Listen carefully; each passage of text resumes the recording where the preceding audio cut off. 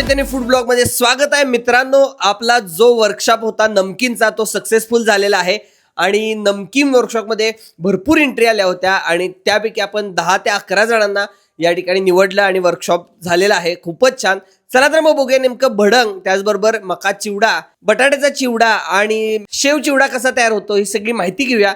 या व्हिडिओमध्ये तुम्हाला शिकायला मिळणार आहे. त्याचबरोबर पुढचा जो वर्कशॉप होणार आहे तो 30 आणि 31 मेला होणार आहे. त्यासाठी सुद्धा तुम्ही लगेच कॉल करून आपलं बुकिंग करा. या क्लासमध्ये पहिल्यांदा थेअरी झाली, सगळी माहिती दिली, इंट्रोडक्शन झालं आणि त्यानंतर लगेचच प्रॅक्टिकलला सुरुवात झाली. पहिल्यांदा शेव चिवडा कसा तयार करायचा हे शिकवण्यात आलं. त्याचं मिक्सिंग कसं करायचं, प्रमाण किती घ्यायचे, त्यामध्ये शेव किती घालायचे, त्याचबरोबर चटणी पूड किती घालायची, हे सगळं विद्यार्थ्यांनी स्वतःच्या हातानं करून बघितलं आणि त्यामुळेच मित्रांनो खूप फायदा होतो आपल्या व्यवसायामध्ये. आणि त्यानंतर भडंग कशी करायची कमर्शियली आपण जाणून घेऊया. हे जे मी प्रमाण सांगतोय ते 10 किलोसाठी आहे. कमर्शियली करताना कशा पद्धतीनं प्रमाण घ्यायचं आहे ते तुम्हाला मी सांगणार आहे. जर 10 किलो चिरमुरे जर तुम्ही घेतले तर तुम्हाला काश्मीरी मिरची पूड घ्यायची आहे, त्यासाठी 2 किलो. ही मिरची पूड रंगासाठी घातली जाते. बघू शकता किती मोठ्या क्वांटिटीमध्ये आता आपण करतोय. मिरची पूड अगदी व्यवस्थित प्रमाणामध्ये मोजून घातली जाते आणि त्याच्या आधी आपण पिठी साखर टाकलेली आहे. ती 6 किलो पिठी साखर आपण घातलेली आहे. पिठी साखर तुम्हाला एकदम करायची नाहीये, जशी तुम्हाला गरज वाटते त्या पद्धतीने थोडी थोडी प्रमाणामध्ये करायची आहे. आता हळद घेतली, जर तुम्हाला 60 ग्रॅम हळद घ्यायची आहे.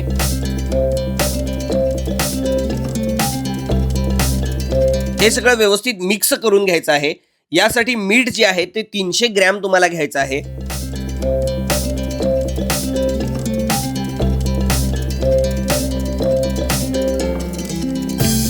आणि तयार केलेला सगळा हा मसाला आहे तो चिरमुऱ्यांमध्ये टाकून घ्यायचा आहे.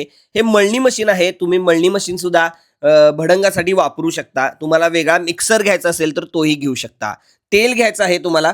यासाठी अर्धा किलो तेल घ्यायचं आहे. त्यामध्ये 160 ग्रॅम जिरं आणि 160 ग्रॅम मोहरी टाकायची आहे. व्यवस्थित ते गरम तेलामध्ये टाकून घ्यायचं आहे आणि सगळं तेल तुम्हाला या मिश्रणामध्ये टाकून द्यायचं आहे आणि मशीन चालू करायचं आहे. व्यवस्थित गोल गोल फिरल्यानंतर तुम्हाला त्याचा रंग आणि टेस्ट जाणवेल. कढीपत्ता सुद्धा गरजेनुसार याच्यामध्ये घालायचा आहे. 2 किलो शेंगदाणे आपण यासाठी घेतलेले आहेत. ते व्यवस्थित तेलामध्ये खरपूस असे तळून घ्यायचे आहेत आणि त्यानंतर वर्ण या भडंगामध्ये टाकायचे आहेत.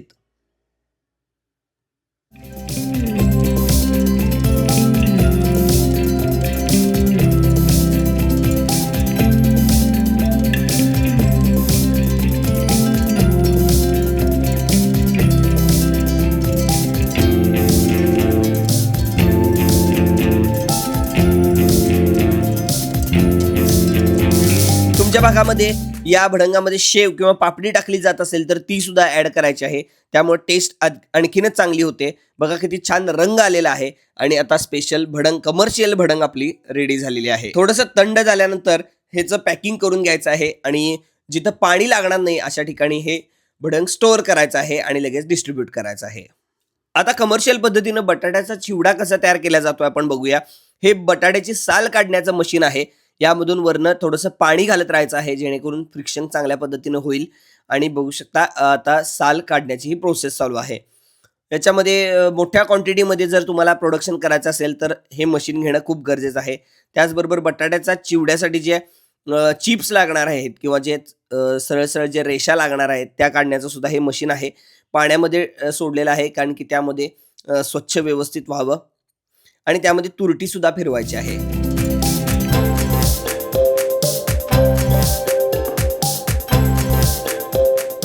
यामध्ये आता तुरटी फिरवली जाते आणि त्यानंतर पुढचं एक मशीन आहे ते पाणी काढण्यासाठी किंवा हे तेल काढण्यासाठी सुद्धा मशीन वापरलं जातं. चकलीसाठी किंवा फरसाणसाठी एक्स्ट्रा झालेले तेल याच्यामध्ये फिरवून काढलं जातंय. बघू शकता आता फिरलेलं आहे मशीन आणि हे पाणी गेलेलं आहे यामधनं.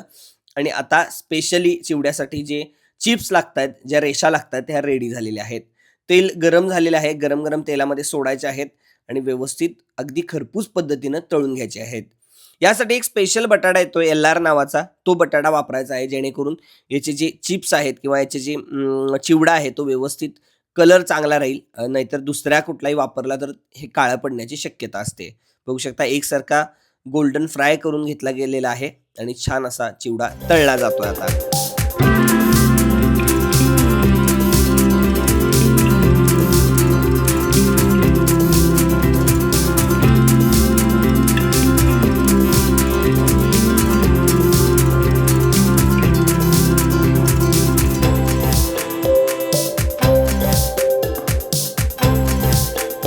हिरव्या मिरच्यांचे तुकडे करून घेतलेले आहेत आणि ते सुद्धा फ्राय करून घ्यायचे आहेत तेलामध्ये. व्यवस्थित असे खरपूस फ्राय करायचे आहे आणि या बटाट्याच्या चिवड्यावर टाकायचे आहेत.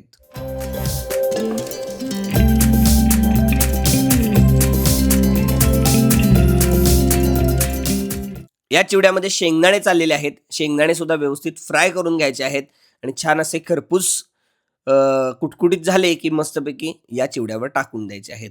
बघा, आता या चिवड्यावर टाकले जात आहेत शेंगदाणे. वा, मस्त दिसतोय. हा चिवडा बेस्ट लागतो. याच्यावरच आता पिठी साखर आणि थोडंसं मीठ ॲड करायचं आहे गरजेनुसार, चवीनुसार आणि सगळं मिक्स करून घ्यायचं आहे. मिक्स झाल्यावर स्पेशल उपवासासाठी लागणारा बटाट्याचा चिवडा रेडी झालेला आहे. तयार सुद्धा अशा पद्धतीने बटाट्याचे काप मिळतात, पण तेवढे टेस्ट लागत नाहीत. मला हे जास्त बेटर वाटतं.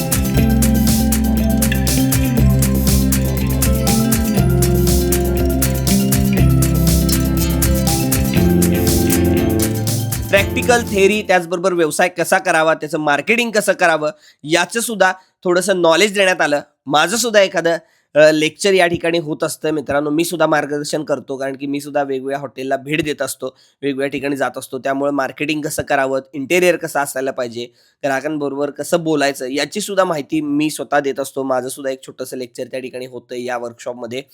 आणि त्याचबरोबर या ठिकाणी जे येतात विद्यार्थी, ते स्वतः व्यवसाय करून स्वतःच्या पायावर उभे राहिले पाहिजेत. त्यांनी स्वतःचा व्यवसाय केला पाहिजे भविष्यात. यासाठीच आम्ही काम करतोय आणि त्यामुळंच स्वतः प्रॅक्टिकली सुद्धा त्यांना करण्यासाठी सगळ्या गोष्टी दिल्या जातात. आता शेव असू दे, भडंग असू दे, त्याचबरोबर फरसाण कसा तयार करायचा ह्याची सगळी माहिती वैभव सर देत आहेत.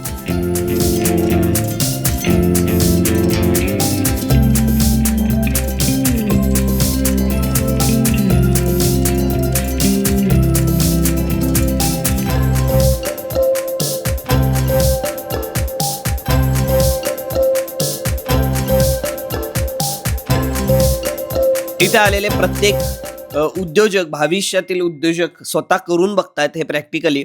जरी भविष्यात तुम्ही कामगार वगैरे ठेवले, तर तुम्हाला सगळ्या गोष्टी येणं गरजेचं आहे. कारण की कामगार सुट्टीवर गेला किंवा एका दिवशी आजारी पडला किंवा आलाच नाही, तर आपल्याला प्रोडक्शन थांबवून चालणार नाही. प्रोडक्शन तर करत राहिलं पाहिजे. त्यासाठी या सगळ्या गोष्टी शिकून घेणं गरजेचं आहे. त्यामुळंच आता 30 आणि 31 मेला जे वर्कशॉप आहे त्या ठिकाणी तुम्ही भाग घेऊ शकता. दिलेल्या नंबरवर कॉल करा, अधिकची माहिती घ्या आणि नक्कीच हे 2 दिवसाचं छान असं वर्कशॉप अटेंड करा. नक्कीच व्यवसाय करण्यासाठी तुम्हाला मदत होईल आणि चांगला नफाही कमवू शकता. श्री दत्त फूडच्या अशा 6 शाखा झालेल्या आहेत आणि आत्तापर्यंत अनेक ठिकाणी हे श्री दत्त फूडचे प्रोडक्ट गेलेले आहेत. जवळजवळ 300 किलो फरसाण यांना लागतो आणि ते तयार करतात.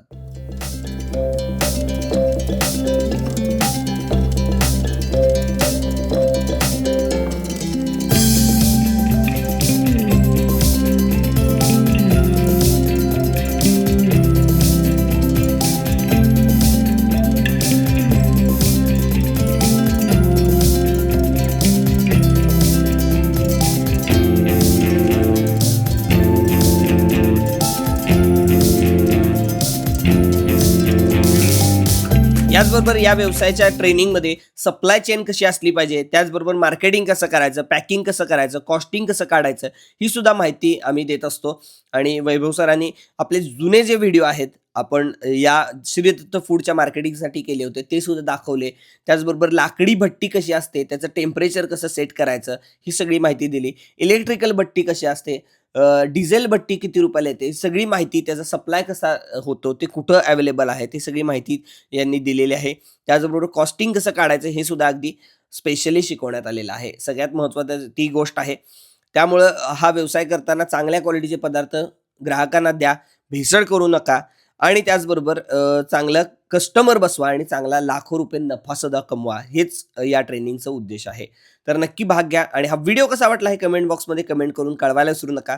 अशाच प्रकारचे छान छान व्यवसायाचे व्हिडिओ तुमच्यापर्यंत मी घेऊन येत असतोय आणि नवीन नवीन व्यवसाय सुरू करण्यासाठी मदत करत असतोय.